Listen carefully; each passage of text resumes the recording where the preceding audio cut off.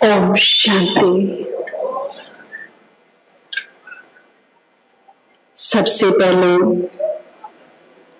मैं कहना चाहूंगी कि हम अपने मन के जो भी बोझ हैं, किसी भी प्रकार के, कोई चिंता है, भय है, किसी प्रकार का कोई टेंशन है, कभी कभी कोई शुभ इच्छा होती है, कोई शुभ संकल्प होता है, अगर उसे पूर्ण होने में बाधा आ रही है तो वो भी कहीं ना कहीं मन को बोझिल करता है, भारी करता है। तो आज इस संगठन के बीच में एक सुंदर डिवाइन वाइब्रेशंस जहां क्रिएट हो चुके हैं, अपने ये सारे बोझ भगवान को अर्पण कर दें, सौंप दें ऊपर वालों को। क्योंकि जहां ऐसा लगता है कि मेरी शक्ति और मेरी सामर्थ्य काम नहीं कर रही, वहां हमें पता होना चाहिए कि बाबा की शक्ति सामर्थ्य शुरू होती है समर्पण भाव से अर्पण करना, पूरे कॉन्फिडेंस के साथ, फिर पेशेंस रखकर, धीरज के साथ वेट एंड वॉच। आप देखेंगे कि किस तरह से मुझे रास्ते मिल रहे हैं, किस तरह से टचिंग हो रही है, काम बन रही है, बिगड़ी बन रही है। बहुत सुंदर अनुभव होगा।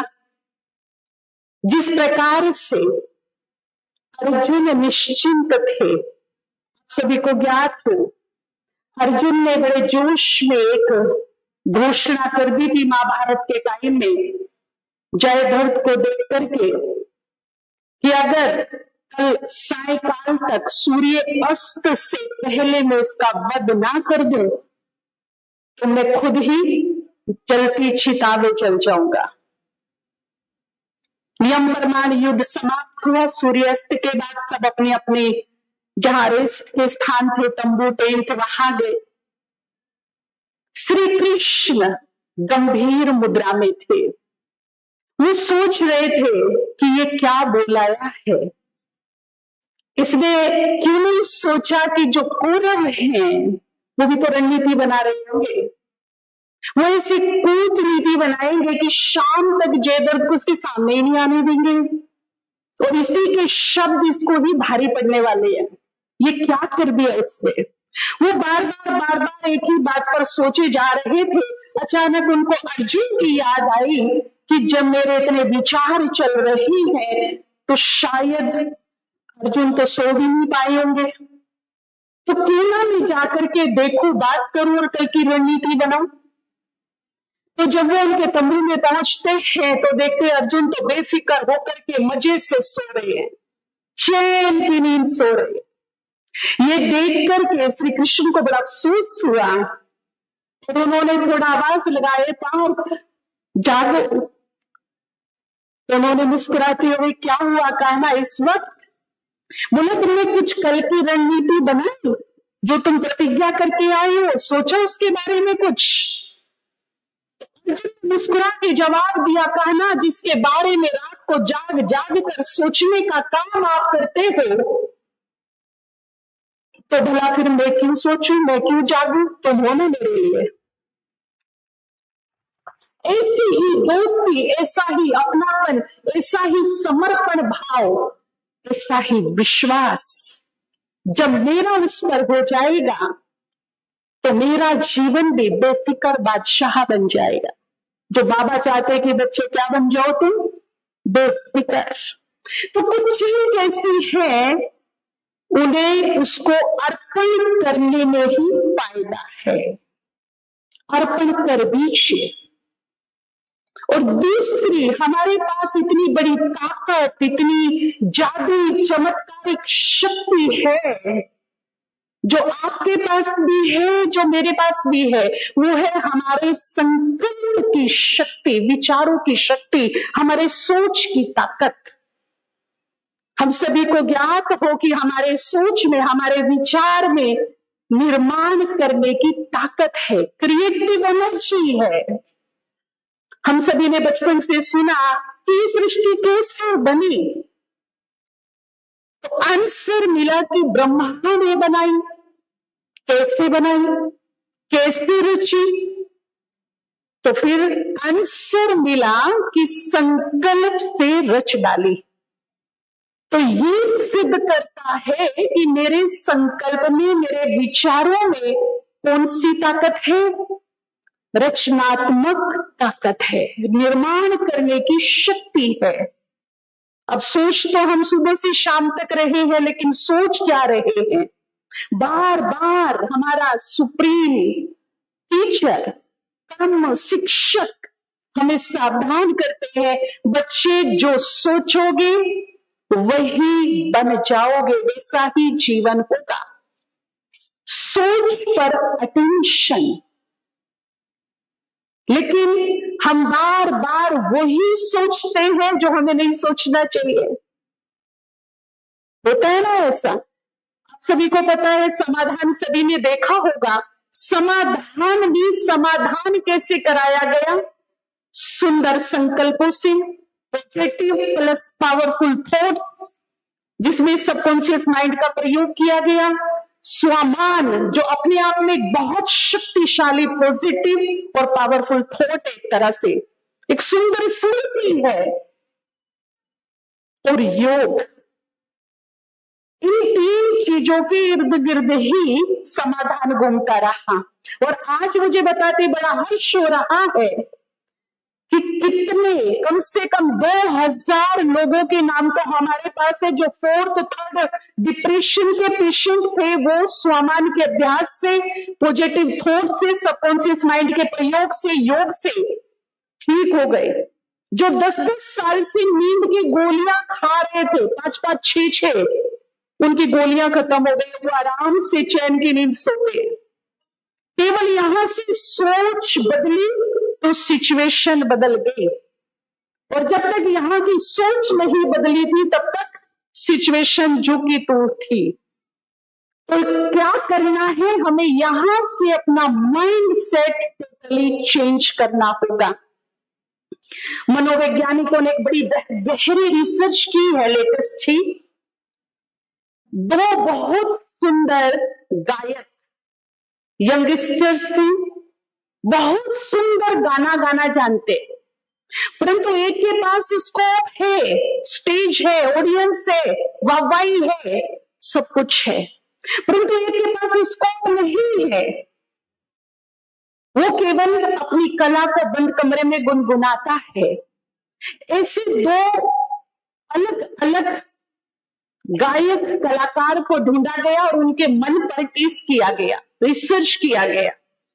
एक को खुला स्कोप दिया, स्टेज पर आकर गाने का, ऑडियंस के सामने वो जोर जोर से झूम झूम के गा रहा है, पूरा हॉल झूम रहा है, तालियां बज रही है, वाहवाही मिल रही है। और एक को कहा गया कि केवल आप इमेजिन करो बंद कमरे में बैठकर, आंखें बंद करके, कि आपके सामने बहुत सारे ऑडियंस हैं, आप बहुत अपना फेवरेट जो गाना है वो बहुत ही उमंग उत्साह से वहां पर पेश कर रहे हो, लोगों की वाहवाही मिल रही है, तालियां बज रही हैं, पूरा हॉल झूम गया है। ऐसा केवल इमेजिन करो, आंख बंद करके देखो। और दोनों को छोड़ दिया गया। थोड़ी देर के बाद जो प्रैक्टिकल कर रहा था उसका माइंड, और जिसने केवल इमेजिन किया था उसका माइंड, दोनों का टेस्ट किया गया तो वंडरफुल रिजल्ट आए। रिजल्ट ये थे कि दोनों के माइंड सेट इक्वल थे। इक्वल, जो प्रैक्टिकल कर रहा था उसका भी, और जो केवल सोच कर विजुअलाइज कर रहा था, देख रहा था अपने को, उसका भी। तो काफी हद तक चीजें सामने आ गई होंगी कि जब हम कोई भी सुंदर स्वमान का अभ्यास करते हैं, with confidence, with feeling, must compulsory, मंत्र की तरह जाप करना अलग बात है, लेकिन अंतर मन से उसे स्वीकार करना कि मैं हूं, ये अलग बात है। तो जब हम उसे स्वीकार करके उसको स्मृति में लाते हैं, तो हमारी सोई हुई शक्तियां, हमारा दिव्यत्व, हमारी महानताएं, बहुत सारे टैलेंट्स, विशेषताएं, गुण जागृत होने शुरू हो जाते हैं। आप सभी मुरली रोज सुनते हैं और तीसरे चौथे दिन बाबा मुरली में एक बात बोलते हैं कि छोटी सी नन्ही सी आत्मा में 84 जन्मों का पाठ भरा हुआ है। कभी नहीं कहा कि 63 का भरा है, 21 का है या 42 का है। हमेशा ये बाबा क्या बोलते, कितना है? 84 जन्मों का पाठ है इसमें। तो 2500 साल का वो भी है जब मेरे पास संपूर्ण देवत्व था, संपूर्ण प्योरिटी थी, सारे गुण विराजमान थे। वो भी पाठ, वो भी नूद इस नन्ही सी आत्मा में है। अब प्रश्न ये उठता है तो है कम, है तो है कम, वो दिखता क्यों नहीं? कुछ तो यूज हो गया, बैटरी डिस्चार्ज हो गई, लेकिन बिल्कुल खत्म नहीं हुई है। भले ही लो परसेंटेज है परंतु है, परंतु वो है कहां? तो जो हमने बाद में 63 जन्म लिए, उसके जो भी प्रभाव रहे, बुरे अच्छे, जो भी कर्म का परिणाम रहा, उसकी लेयर एक के बाद एक, एक के बाद एक यहां चढ़ती चली गई और देवत्व हमारा नीचे दब गया, लेयर्स ऊपर आ गई। तो स्वमान क्या करता है? इन लेयर्स को हटाता है। जब हम स्मृति स्वरूप बनते ही स्वमान का विद कॉन्फिडेंस, विद फीलिंग अभ्यास करते हैं, तो हमारी शक्तियां यहां से एक्टिवेट होना शुरू हो जाती है, जागृत होना शुरू हो जाती है। और जब यहीं की शक्तियां, यहीं की टैलेंट्स, मेरे गुण जो भी है, जिस प्रकार की भी मेरी स्मृति है, जिस प्रकार का भी मेरा स्वमान है, जब वो जागृत होना शुरू होता है, फिर मैं उसको एक फाइनल गोल देती हूं कि इस विघ्न को, इस समस्या को, इस प्रॉब्लम को, इस बीमारी को ठीक करो। तो वो शक्तियां ही उस प्रॉब्लम को, उस बीमारी को ठीक करने में फोकस करती हैं। ये स्वमान का ही कमाल है। जब हम कुछ भी सोचते हैं तो हमारे अंदर एक प्रकार की तरंगे उठती है। आजकल तो उसको स्कैन भी करने लगे कि कैसी तरंगे, कैसा हो रहा है, कहां तक है, उसको स्कैन भी करने लगे। उसके लिए कोई कैमरा भी है जो उसकी फोटो भी निकाल सकते हैं। तो अगर मेरी सोच नेगेटिव चल रही है, बहुत ज्यादा मैं नेगेटिव हूं, बात बात में नेगेटिव सोच चलती है, छोटी है सोच, विकारों के वश मेरी सोच चल रही है, तो ये जो यहां से तरंगे निकल रही है, ये बहुत ही डरती, बहुत ही वीक, जैसे मिल से निकलता धुआं होता है ना, गंदा धुआं, इस प्रकार की धूमिल एनर्जी होती है मेरे चारों तरफ। यानी कि मेरा ऑरा बहुत वीक होता है। जितना ये ऑरा नेगेटिव होता है, उतना ही चारों तरफ की नेगेटिव एनर्जी को अपनी तरफ अट्रैक्ट करता है, खींच लेता है नेगेटिव एनर्जी को। और मेरा व्यक्ति दिनों दिन और नेगेटिव और नेगेटिव और नेगेटिव होता चला जाता है। जैसे देखिए, आपके हाथ में कोई कूड़े की थैली है, कचरा है, तो साफ स्थान पे तो उसको नहीं फेंकेंगे ना हम। कहां फेंकेंगे? जहां डस्टबिन होगा, जहां कूड़े का स्थान होगा। ऑटोमेटिकली वो कचरा, वो कूड़ा मेरे हाथ के कूड़े को अपनी तरफ क्या करेगा? अट्रैक्ट कर लेगा।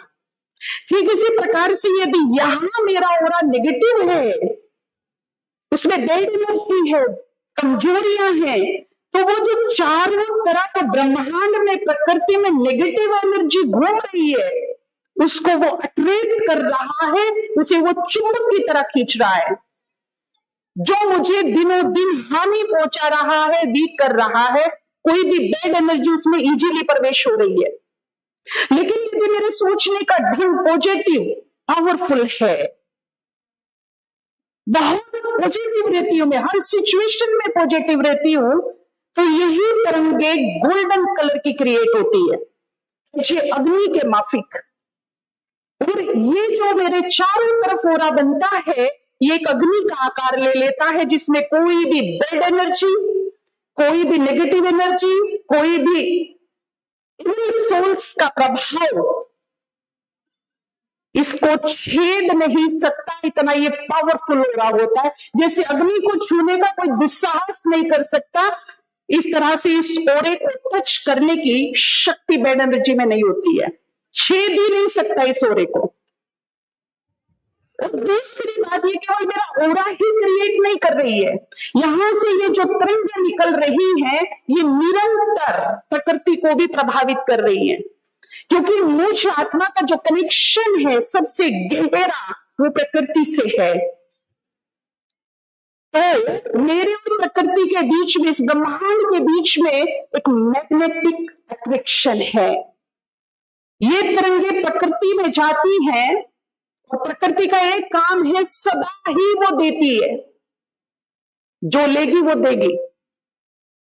जैसे ग्रेविटेशनल फोर्स से आप कितनी भी जोर से चीज को ऊपर उछालो उतनी फोर्स से नीचे आएगी, प्रकृति जो भी लेगी उतनी ही फोर्स से बहु मात्रा में वापस कर देगी। एक बीज बोता है किसान और उस पे फसल कितनी आती है, मुट्ठी भर थोड़े से बीज ले जाता है, फसल बोता है और उधर से बोरे भर भर के लेके आता है। ये प्रकृति का नियम है, बहुगुणा रूप में देना, देती ही आ रही है, दे रही है। तो यहां से वो जो कुछ ले रही है, जैसी भी तरंगे यहां से ले रही है, नेगेटिव या पॉजिटिव, वैसे ही बहुगुणा रूप में मुझे क्या कर रही है, वापस लौटा रही है। हो क्या रहा है, जैसी मेरी सोच वैसी ही मेरे सामने सिचुएशन पैदा हो रही है, वैसे ही सिचुएशन खड़ी हो रही है मेरे सामने। इसीलिए आज से आप सभी यहां टाइम निकाल करके आए हैं और हम चाहेंगे, और हुआ है, हजारों व्यक्ति की लाइफ में चेंजेस आए हैं, चमत्कारिक चेंजेस। तो आज एक रहस्य बता रहे हैं कि आज से केवल वही सोचिए जो चाहिए। ध्यान से सुनेंगे, आज से केवल हम वही सोचेंगे जो मुझे चाहिए, वो नहीं सोचना जो मुझे नहीं चाहिए।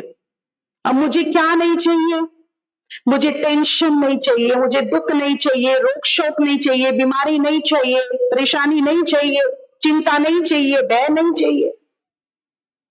पर ईमानदारी से अपने आप से पूछूं कि मेरा सबसे ज्यादा फोकस किस पे रहता है, इन्हीं पे रहता है या इसके पॉजिटिव पहलू पर रहता है? दुख पर ज्यादा, सुख पर कम, टेंशन पर ज्यादा रहता है, समस्याओं पे ज्यादा रहता है, समाधान पर कम। सौभाग्य कितना भी काम क्यों ना कर रहा हो, लेकिन एक दो दिन मेरे मन के अनुकूल बात ना हो तो मैं अपना माथा पीटना शुरू कर देती हूँ कि मेरी तो किस्मत ही ऐसी है, मैं तो हुई दुर्भाग्यशाली, मेरा तो बैड ही लक है, ऐसी बदकिस्मत पैदा हुई हूं। क्या क्या हम अपने सुंदर सौभाग्य को बोलना शुरू कर देते हैं, जबकि बाबा दावा करता है, गारंटी करता है, और डंके की चोट पर बार बार उसने बोला है कि तेरे जैसा सौभाग्यशाली, पद्मा पदम भाग्यशाली तीनों लोकों में कोई है ही नहीं, है ही नहीं। तुम्हारे भाग्य के गुणगान तो स्वयं भगवान करता है। एक ज्योतिष आचार्य मुझे बता दे कि तेरी जन्म कुंडली में तो गज केसरी योग बन रही है, तो मैं इतनी खुश हो जाती हूं, और 10 लोगों को मुस्कुराते मेरी कुंडली में पता है कौन सा योग चल रहा है।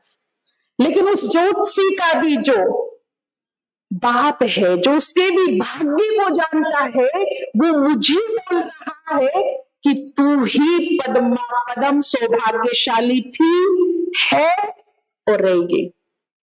तो मुझे अपने ऊपर कॉन्फिडेंस, भगवान पर विश्वास, मतलब भगवान के एक एक एक महावाक्य पर विश्वास। और जिस दिन उसके एक एक महावाक्य पर विश्वास हो जाएगा, उस दिन मुझे यहां स्वीकार करना मुश्किल नहीं होगा। यहां स्वीकार क्यों नहीं हो रहा? क्योंकि कहीं ना कहीं मैं डाउटफुल हूं, इसलिए वो बात मेरे अंदर, मेरे अंतर मन में नहीं जा रही है। तो आज से केवल वही सोचेंगे जो हमें चाहिए। हमें दुख नहीं चाहिए, टेंशन नहीं चाहिए, परेशानी नहीं चाहिए, भय नहीं चाहिए, बीमारी नहीं चाहिए। तो अभी इसी वक्त ये बातें यहां से क्या कर दे, डिलीट, अभी डिलीट कर दे। क्या सोचना है मुझे? इसका पॉजिटिव पहलू।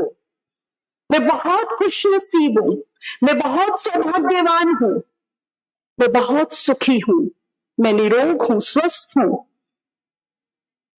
हो सकता है ये काम जो उल्टा सोच रही है उसको क्या करना है?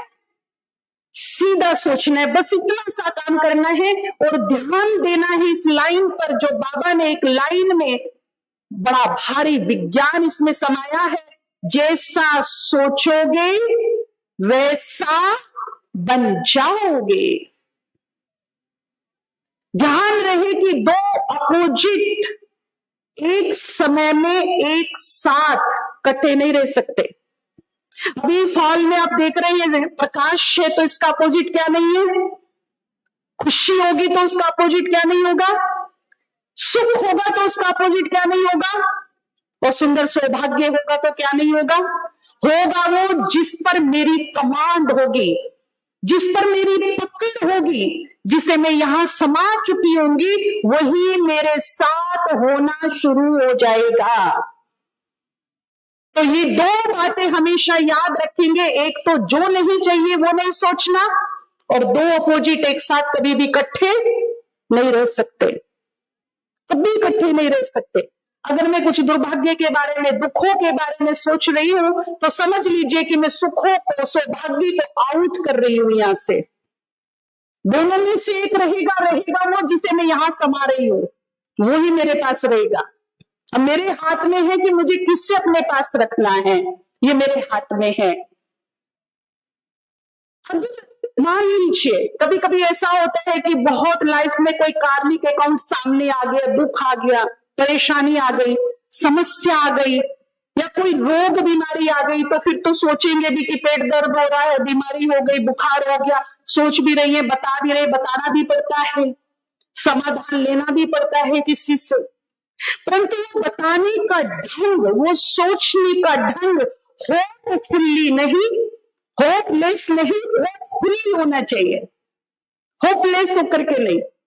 मान लीजिए अचानक बुखार हो गया मुझे, और मेरे आसपास जो भी है, मुझे बहुत ठंड लग रही है, दवा चाहिए, तो किसी एक को जो लगता है कि ये मुझे हेल्प कर सकता है, मैं उसके पास जाकर के बोलूं कि आप मुझे गिलास पानी और एक टैबलेट दे दो, मुझे पूरा यकीन है कि आपके हाथ से टैबलेट लेकर मैं बिल्कुल ठीक हो जाऊंगी। अब बताइए, जो मेरी बात है, मेरी सोच है, इसमें ठीक होने पर फोकस किया गया या बीमारी का रह रह के वर्णन किया गया? किस पर फोकस है, ठीक होने पर या बीमार होने पर?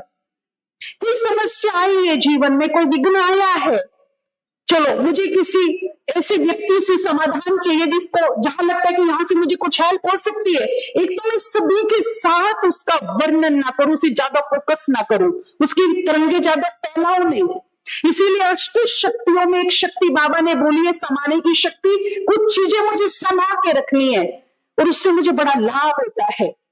अब होता क्या है, बीपी है, शुगर है, या घुटने दर्द है, किसी का भी फोन आया, कैसे चल रही है जी गाड़ी, क्या हुआ, अरे बीपी पीछा ही नहीं छोड़ता, शुगर तो जान ही लेके जाएगा, बस क्या बताएं, परेशान है, दवाइयां खा खा के थक गए। क्या वर्णन किया मैंने? जो मुझे नहीं चाहिए था वही मैं सुबह से शाम तक सोच रही हूँ, वही बातें कर रही हूँ, वही बता रही हूँ, फोकस उसी पे है। और वो बीमारी कह रही था तुम रहो सदा बीमार, मैं तैयार हूं तुम्हारे साथ रहने के लिए, लेकिन मुझे उसे आउट करना है वहां से।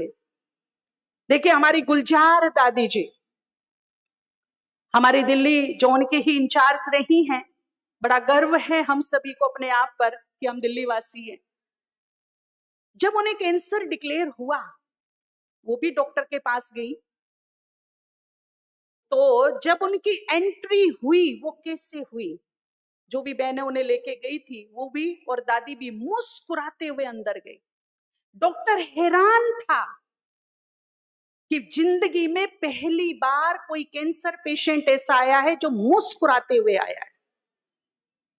जब वो बहनें उनके सामने बैठी दादी को लेकर के, तो एक एक का चेहरा दादी सहित एक एक का चेहरा डॉक्टर देखने लगा, और आखिर उसने पूछा कि तुम में से कैंसर पेशेंट कौन सी हो?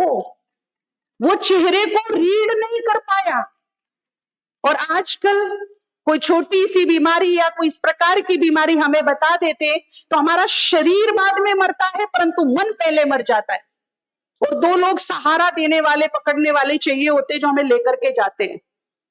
बेचारे बन जाते, बिल्कुल टूट जाते, हिम्मत खत्म, मनोबल खत्म, और शरीर से बाद में मरते हैं, पहले मन से मर जाते हैं। दादी जी की सारी रिपोर्ट देखी, मेडिसिन चालू हुई, जो भी ट्रीटमेंट थी, और दादी ने उठते उठते बोला, भैया तुम्हारी प्रैक्टिस तो ठीक चल रही है, चिंता नहीं करना, तुम्हारी पहली ही टैबलेट से, पहली ही ट्रीटमेंट से दादी बिल्कुल ठीक हो जाएगी। ये था गजब का कॉन्फिडेंस, ये थी मुस्कुराहट दादी की। और आप सभी को पता हो कि दादी ने कैंसर पर संपूर्ण रूप से जीत पाई, बिल्कुल क्योर हो गई थी वो। ये स्माइल, ये कॉन्फिडेंस, ये सोच काम करती है।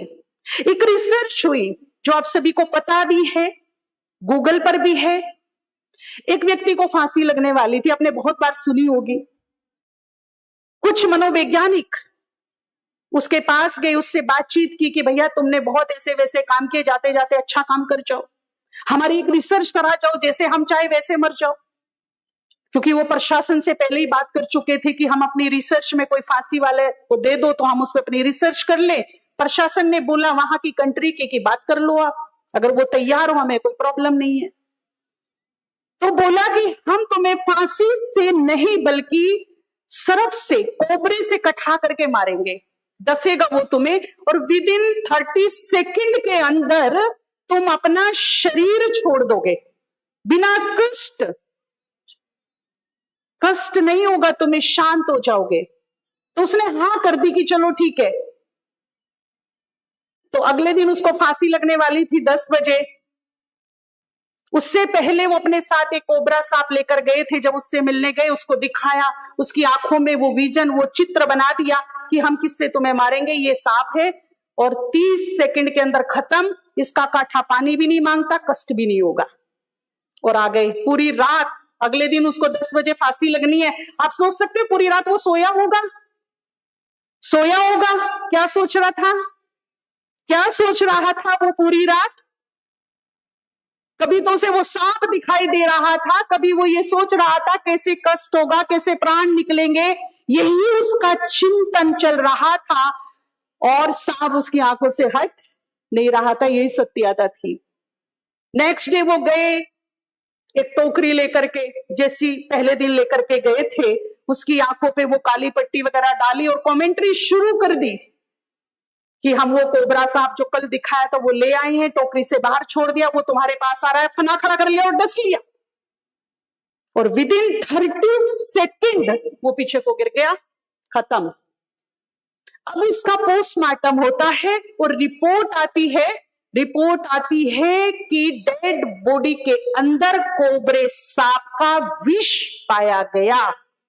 और रियलिटी ये थी कि वहां कोबरा सांप था ही नहीं, केवल 2 आलपिन चुभाए गए थे उसको, केवल 2 आलपिन। अब सोचने की बात यह है, इमेजिन करने से, सोचने से, यदि मेरी बॉडी के अंदर विष बन सकता है तो अमृत भी तो बन सकता है, नहीं बन सकता क्या? अमृत भी बन सकता है। अगर विष बनाने की ताकत है तो अमृत बनाने की, आरोग्य तत्वों को पैदा करने की भी ताकत है यहां पर। ये बिल्कुल प्रैक्टिकल घटना है, रियल घटना है, रियल रिसर्च है। आप इसको सर्च भी कर सकते हैं गूगल पर जाकर और सोच सकते हैं कि यहां से विष बन सकता है तो क्या नहीं बन सकता, क्या नहीं हो सकता, सब कुछ हो सकता है।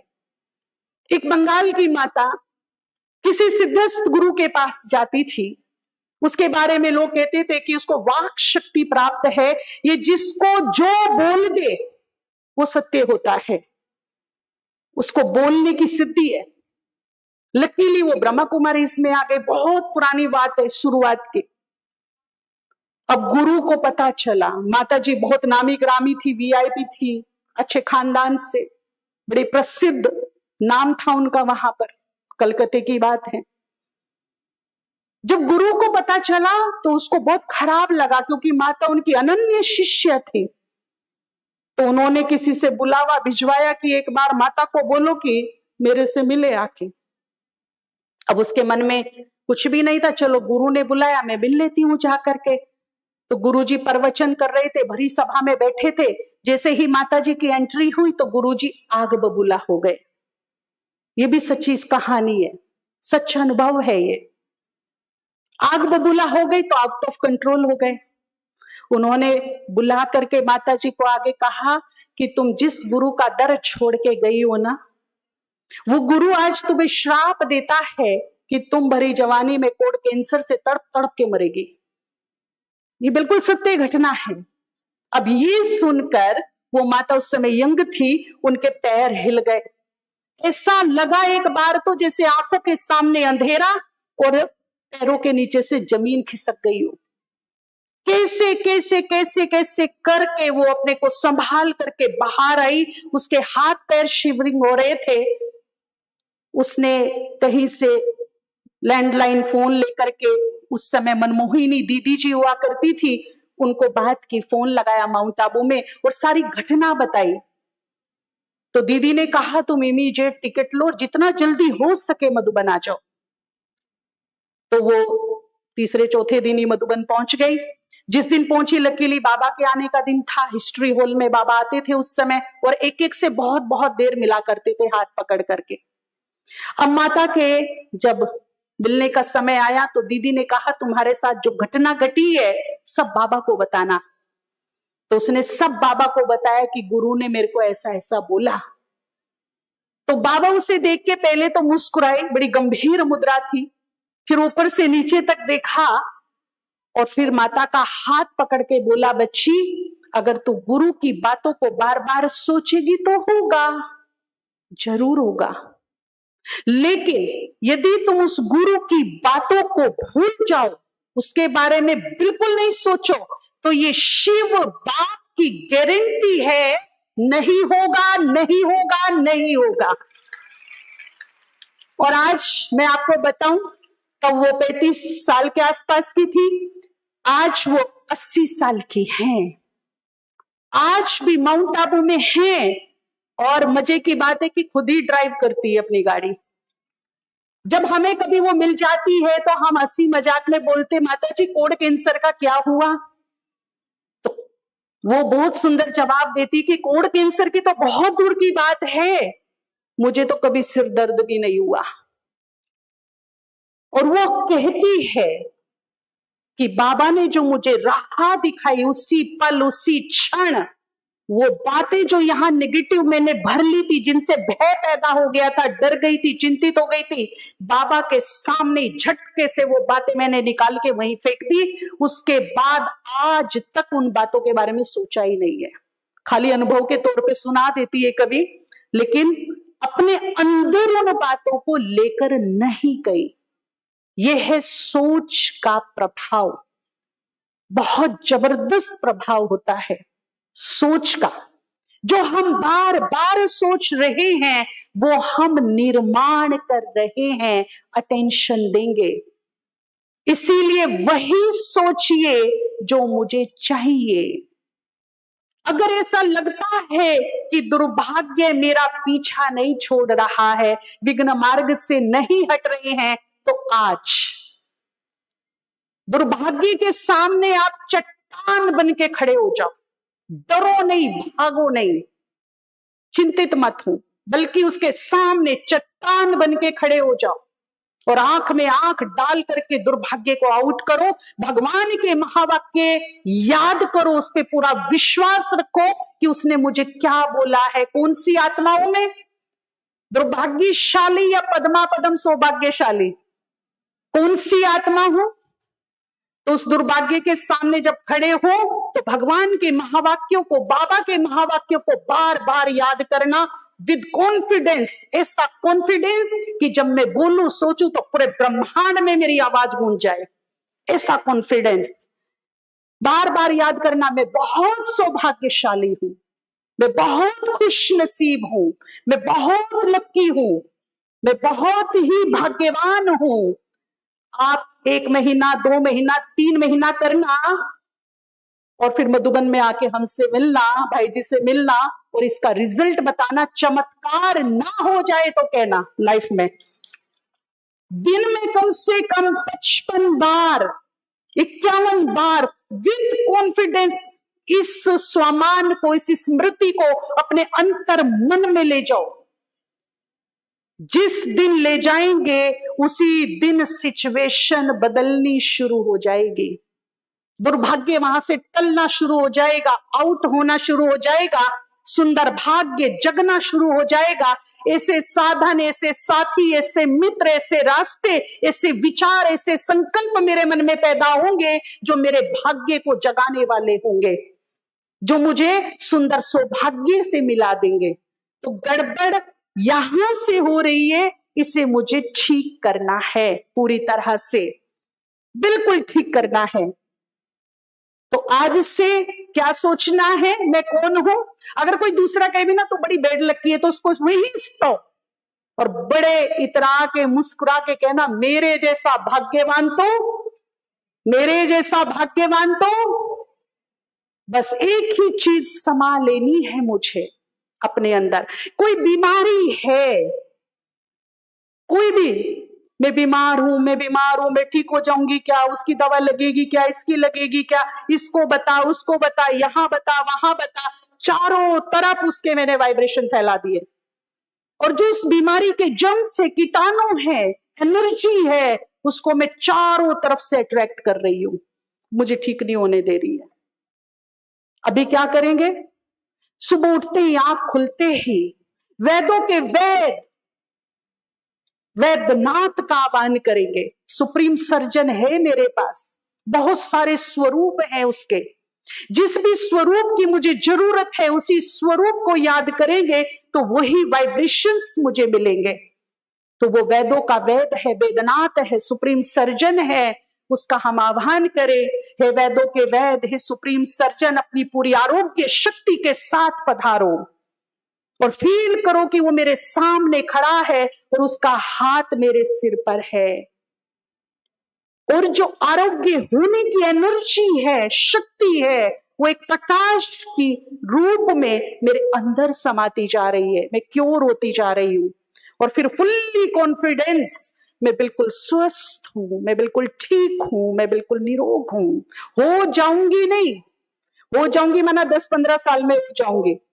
रिजल्ट मुझे आज अभी इसी वक्त चाहिए, तो प्रेजेंट में ही सोचना है मैं बिल्कुल स्वस्थ हो जाऊंगी, मैं बिल्कुल ठीक हो जाऊंगी। ये सोचेंगे कि मैं बिल्कुल ठीक हूं, मैं बिल्कुल स्वस्थ हूं, मैं बिल्कुल निरोग हूं, मेरी रिपोर्ट बिल्कुल फर्स्ट क्लास आएगी, मेरी रिपोर्ट बिल्कुल फर्स्ट क्लास आएगी। हो सकता है ना, बिल्कुल रिपोर्ट वैसी ही आएगी जैसा मैं चाह रही हूं। दार्जिलिंग में हमारी एक ऐसी माता जो घरों में कामकाज करती है, लेकिन बाबा की निश्चय बुद्धि है, उसको कैंसर डिक्लेयर हो गया, चेकअप कराने के भी पैसे नहीं, ट्रीटमेंट तो छोड़ दो। उसने ये सबकॉन्शियस माइंड का और अपने संकल्पों का प्रयोग किया, 1 घंटा रोज योग किया, खूब अथक सेवा की, सेंटर पर पुण्यों को जमा किया और पानी चार्ज करके बहनों ने उसे सेंटर की तरफ से दिया। बहनें रोज अमृत वेला मटका भरती, पानी को चार्ज करती, दृष्टि देकर के सारी बहनें एक ही संकल्प से पानी को चार्ज करती और माता को पिलाती।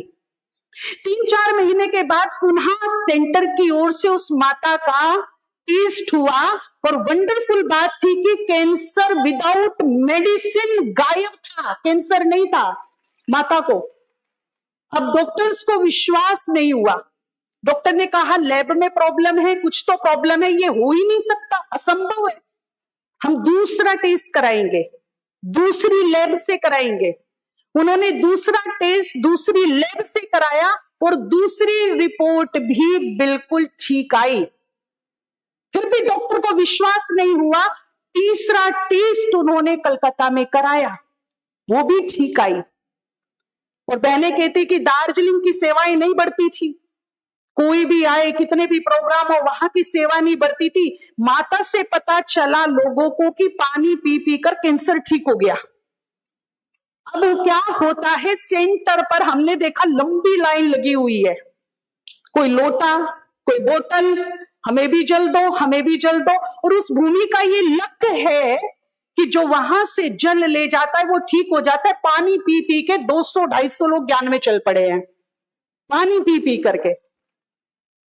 अभी भी हम गए थे 2 महीने पहले, तो मैंने बहनों से पूछा वो पानी की प्रक्रिया, बोला अभी भी हम चार्ज करते, अभी भी लोग लेने आते हैं और उसी से हमारी सेवा हो रही है। पानी बहुत सेंसिटिव तत्व है, हमारे वाइब्रेशंस को ग्रहण करता है। तो जो माताएं बहनें बैठी हैं उनके घर में जो जल का पात्र होता है, 5 मिनट बैठकर बहुत सुंदर वाइब्रेशन पानी को दे, चार्ज करे, ताकि उसे पूरा परिवार पिए पूरा दिन। और अगर किसी को प्रॉब्लम है तो स्पेशली हाथ में लेकर के पानी चार्ज करके उनको पिलाएं और उसका चमत्कारिक रिजल्ट देखें। माताओं बहनों ने समाधान के अनुसार भोजन चार्ज करके, पानी चार्ज करके, जो ऐसे ड्रिंकर थे किसी भी हालत में ड्रिंक नहीं छोड़ते थे। कुछ टाइम तो लगा, 6 महीना, साल, किसी को 2 साल भी लगा, लेकिन जो ड्रिंकर थे भारी भरकम ड्रिंक 24 घंटे करते थे, उनकी दारू छुड़ा दी।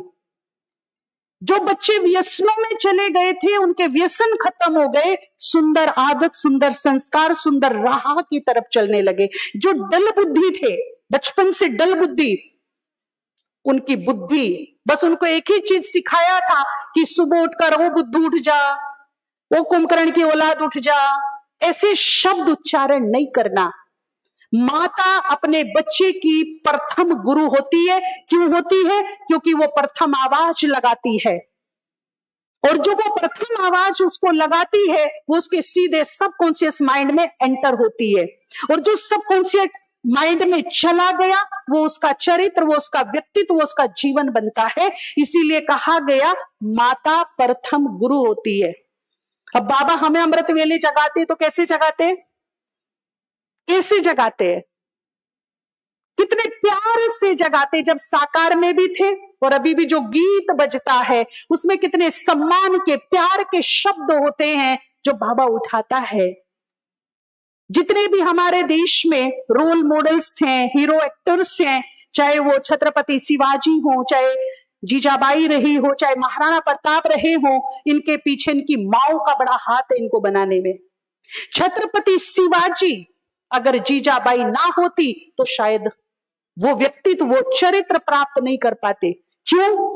क्योंकि वो जो उसे देखना चाहती थी वही शब्दों से उसे उच्चारती थी।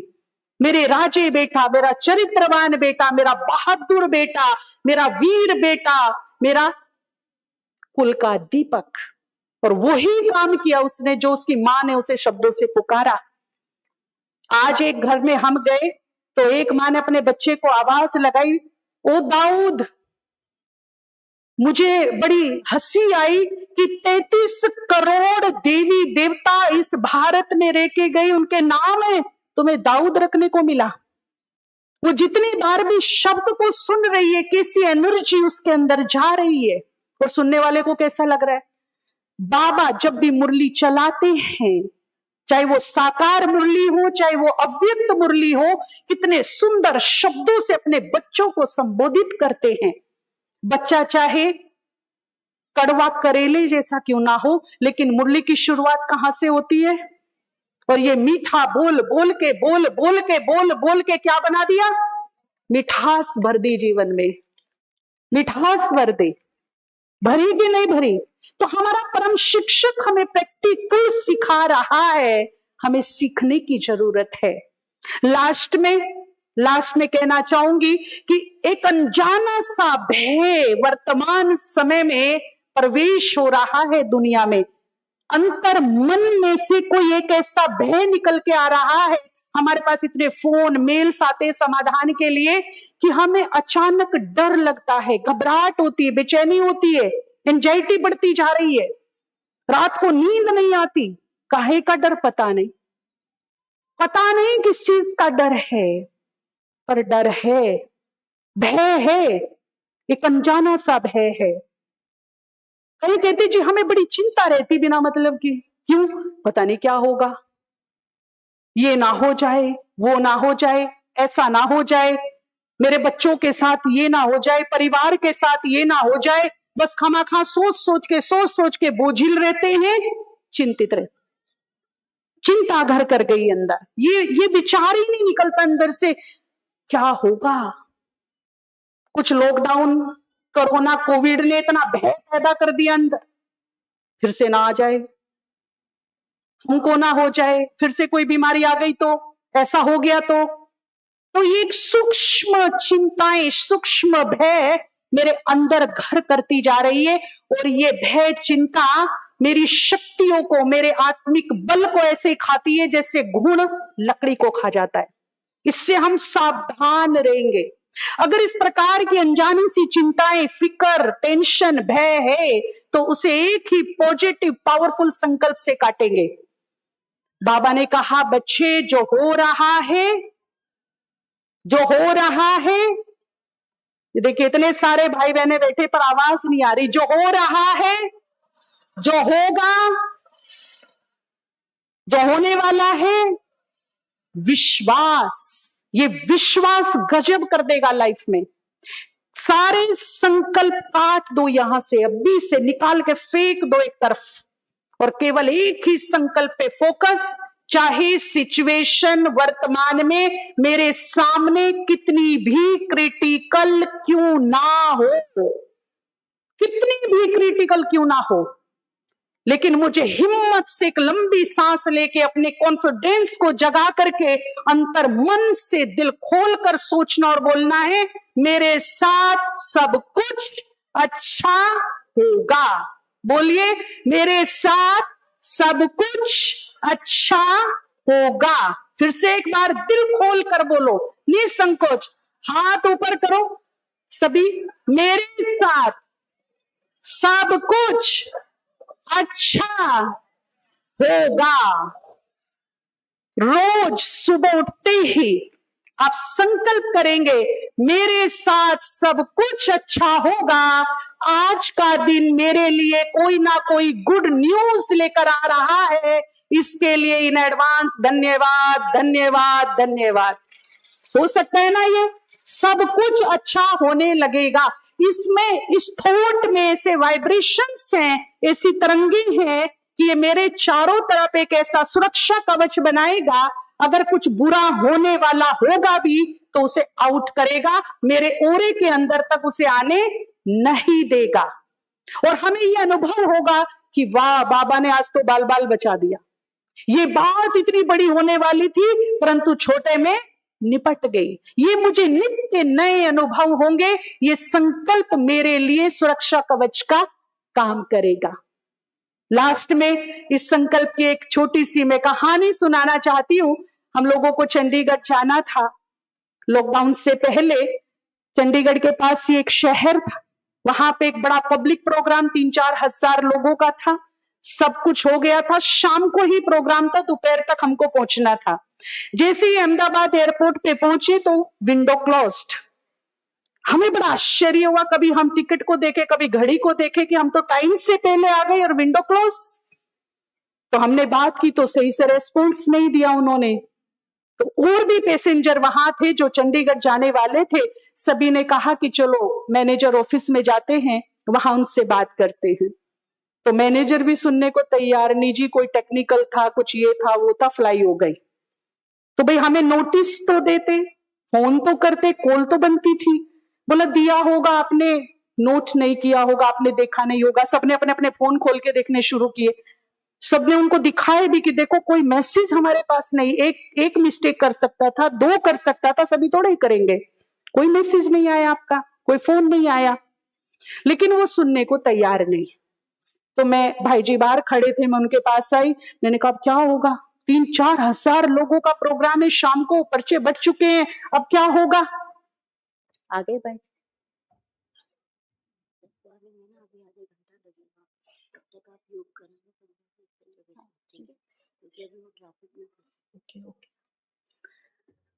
तो मैंने भाई जी को पूछा कि अब क्या होगा।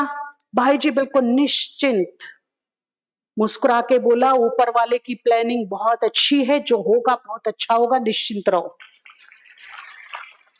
तो उस समय मैं थोड़ी होपलेस हो गई थी, थोड़ी विचलित थी। मैंने कहा क्या अच्छा होगा, फ्लाइट उड़ गई है, शाम को प्रोग्राम है। बोला इसमें भी प्रभु इच्छा, जो होगा अच्छा होगा, चिंता नहीं करो। तो वहां तो दाल नहीं गली। फिर मैंने क्या सोचा कि जो टिकट बनाते हैं उनको फोन करके पूछूं तुम्हारे पास कोई मैसेज आया है क्या। तो मैंने ऑफिस में फोन किया, उनसे पूछा, बोला नहीं बहन हमारे पास तो कोई मैसेज फोन नहीं आया। तो मैंने कहा अब क्या करें। तो उन्होंने कहा कि थोड़ा सा शक्ति रूप बना करके ऑफिस में जाइए, भाई जी को बाहर ही रहने दो।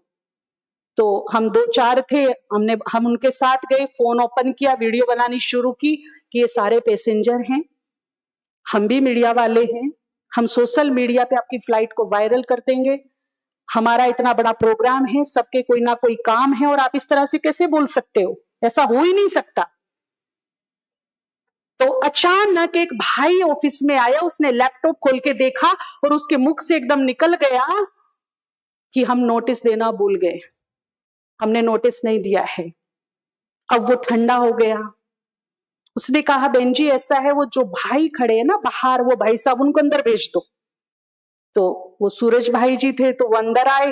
तो बोला हाँ जी बोलिए। बोला ऐसा है, मैं आपको यहां से बॉम्बे भेज सकता हूं, और बॉम्बे से 1-1.5 घंटे के बाद चंडीगढ़ की दूसरी फ्लाइट है, उसमें आप जा सकते हैं। तो मैं पीछे खड़ी थी, मैंने बोला पैसे का क्या होगा भाई, हमारी पूरी टिकट है चंडीगढ़ तक की, पैसा कौन देगा। तो उसने हाथ जोड़ के बोला सब फ्री में जाओ, फ्री में जाओ, सब चंडीगढ़ फ्री में जाओ।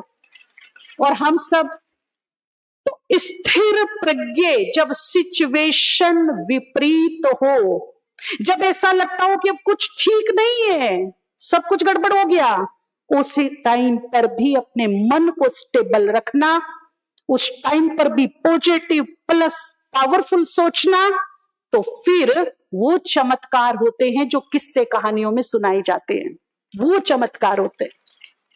इसीलिए जब कभी मन विचलित होने लगे, ऐसा लगे कि कॉन्फिडेंस लेवल डाउन जा रहा है, उस टाइम एक लंबी सांस लेना और आराम से ऐसे चुटकी बजाना। बजाइए सभी, थोड़ी एक्सरसाइज हो जाएगी, बजाइए।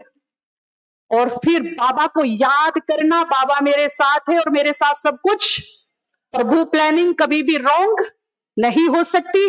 और फिर झूम के बजाना और थोड़ा सा मुस्कुराना। अभी झूम के बजाओ, थोड़ी सी मुस्कुराहट ले आओ चेहरे पर, और फिर बोलो मेरे साथ सब कुछ अच्छा होगा, मेरे साथ सब कुछ अच्छा होगा, मेरे साथ सब कुछ अच्छा होगा, मेरे साथ स्वयं भगवान है, मेरा अच्छा नहीं होगा तो किसका होगा। ठीक है ना। भाई जी बस आने ही वाले हैं, बहन ने बताया थोड़ा ट्रैफिक है। तो आप सभी स्वस्थ रहिए, निरोग रहिए, खुश रहिए और सदा मुस्कुराते रहिए, और सदा ही आज से अब से ही आपके जीवन में सब कुछ अच्छा होना शुरू हो गया है। इसी कॉन्फिडेंस से अपने घर जाइए। इन्हीं शुभकामनाओं के साथ हमारी बहुत बहुत शुभकामनाएं, शुभ भावनाएं। Thank you very much. धन्यवाद, धन्यवाद, शुक्रिया।